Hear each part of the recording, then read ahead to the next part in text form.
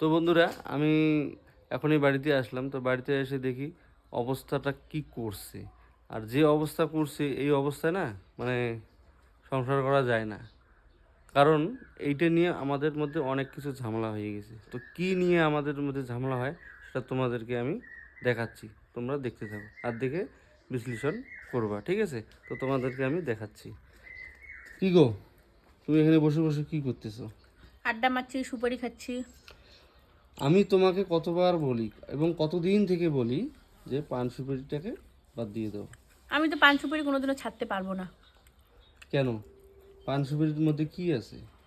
আমি সংসার ছাড়তে পারি, তোমাকে ছাড়তে পারি, তোমার আমাকে ভরণ পোষণও দিতে হবে না, কিন্তু আমি সুপারি কোনো দিনও ছাড়তে পারবো না। ও, তাই নাকি? হ্যাঁ। ঠিক আছে, আজকের থেকে ভাত বন্ধ, পোশাক আশাক সব কিছু বন্ধ করে দেবো।